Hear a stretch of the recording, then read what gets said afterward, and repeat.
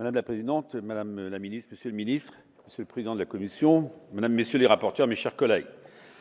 Attendu depuis plus de 2 ans, ce texte a le mérite d'aborder certains grands enjeux du numérique, à l'image de l'open data, du principe de neutralité du net, de la loyauté des plateformes, du droit à l'oubli ou encore de la mort numérique.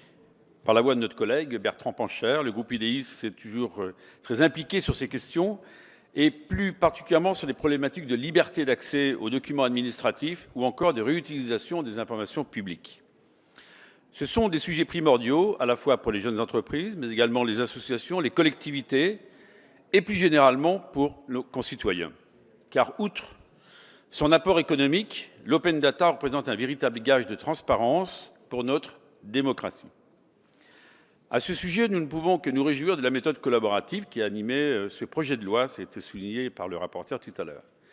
Nous espérons que d'autres textes législatifs pourront bénéficier d'une telle consultation. C'est là, il nous semble, un point fondamental pour rapprocher citoyens et politiques. Si ce projet de loi ne soulève aucune opposition de principe de la part du groupe UDI, il se montre néanmoins bien éloigné, Madame la Ministre, de l'ambition portée par le gouvernement depuis le début du quinquennat, celle de bâtir une véritable république numérique. En effet, vidé de sa partie économique, ce projet de loi peine à donner une vision d'ensemble à la stratégie numérique française. Une nouvelle fois, nous sommes plus confrontés à une succession de bons principes qu'à un texte fixant un véritable cap pour l'avenir numérique de notre pays. Je parle de bons principes car, bien souvent, les mesures dont nous débattons aujourd'hui sont du ressort de l'Union européenne. Alors, entre surtransposition et précipitation, nous risquons de devoir réécrire une partie de notre législation d'ici quelques années. Pour autant, les députés du groupe UDI considèrent que les questions qui sont abordées dans ce projet de loi sont importantes. On regrette néanmoins que la partie de couverture numérique, pourtant essentielle pour notre territoire, ne soit pas plus approfondie. Pour parler d'usage, il faut avant tout parler d'infrastructure. J'y vois quelque part une légère incohérence. En effet, pour un habitant d'un territoire rural, même suburbain, n'ayant pas un accès au très haut débit, et ils sont, Madame la Ministre, très nombreux sur ce territoire, il peut s'avérer difficile de comprendre ce que ce projet de loi va concrètement lui apporter dans sa vie quotidienne. Bien sûr, il y a le plan France très haut débit. Ce plan existe et vous savez qu'il doit être déployé pour pallier cette fracture numérique très durement ressortie par nos compatriotes et qui accentue une fois de plus entre la France des métropoles et celle des territoires ruraux, mais également suburbains. Cette situation en 2016 n'est plus acceptable et malheureusement on peine à avoir des résultats concrets. Où en sommes-nous dans ce déploiement du très haut débit qui aura 20 mégas, 100 mégas, 1 giga, quand on sait les besoins croissants, notamment dans le domaine de l'entreprise. Et ce n'est pas la circulaire Macron demandant à l'ARCEP d'identifier les territoires avec la couverture 2G, 3G, 4G qui va apporter quelque sérénité que ce soit, parce que le décalage entre le relevé de l'ARCEP et la situation réelle qu'on la vit dans les territoires est profond. Et vous savez que dans cette circulaire, il y a obligation pour les opérateurs dans les 18 mois d'assurer cette couverture. Le fossé est géant. Lors de l'examen du texte en commission, vous avez, Madame la Ministre, fait adopter des amendements qui vont dans le bon sens. Je pense en particulier à l'éligibilité des dépenses d'investissement des collectivités territoriales au fonds de compensation sur la valeur ajoutée. C'est une très belle initiative. Je me réjouis également, André Chassaigne est là, que beaucoup de propositions telles qu'elles figuraient dans sa proposition de loi ont été reprises et elles ont donc été intégrées. C'est plutôt une construction et je voulais le souligner. Cependant, il existe des dysfonctionnements et nous devons désormais mener une politique beaucoup plus volontariste pour rayer ces zones blanches de notre territoire. À l'heure où je vous parle, plus de 80% de la population est privée de très haut débit. Comment expliquez-vous qu'à 800 mètres d'un centre-ville, la fibre à l'habitant n'arrivera pas avant les années 2023, 2025, 2028 ? Si en plus, il n'y a pas de financement des collectivités locales, que se passera-t-il ? Madame la Ministre, vous aviez promis qu'en 2022, la France serait totalement connectée au très haut débit. Ça serait bien que tout à l'heure, ou à un moment de la discussion, vous nous en disiez un peu plus sur ce déploiement.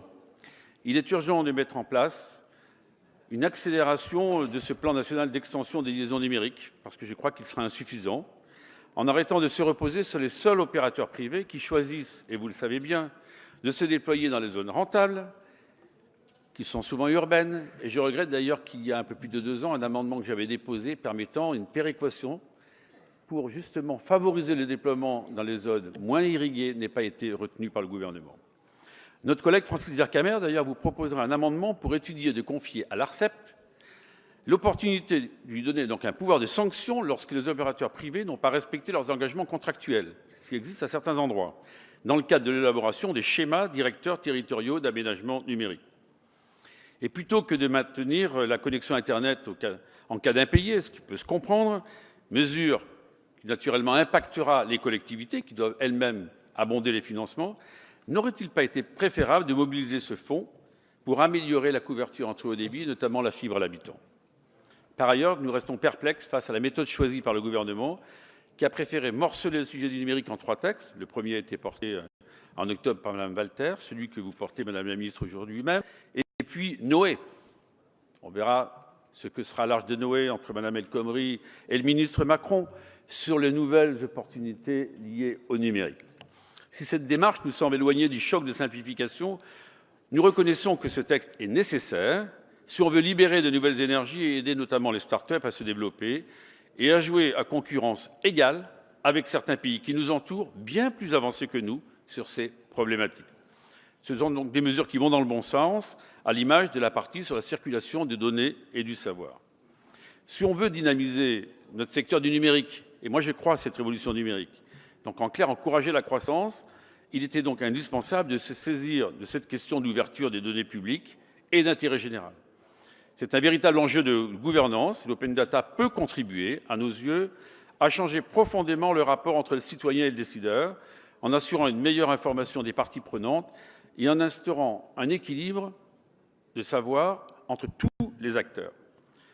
Il y avait donc eu ce premier texte de Mme Walter qui avait amorcé cette révolution et ce projet de loi vient renforcer les dispositions précédemment adoptées et nous sommes globalement en accord avec ces mesures. En commission, on a proposé, vous le savez, la mise en place d'un nouveau modèle économique dit freemium pour les administrations afin de leur permettre de proposer une offre gratuite et une offre premium.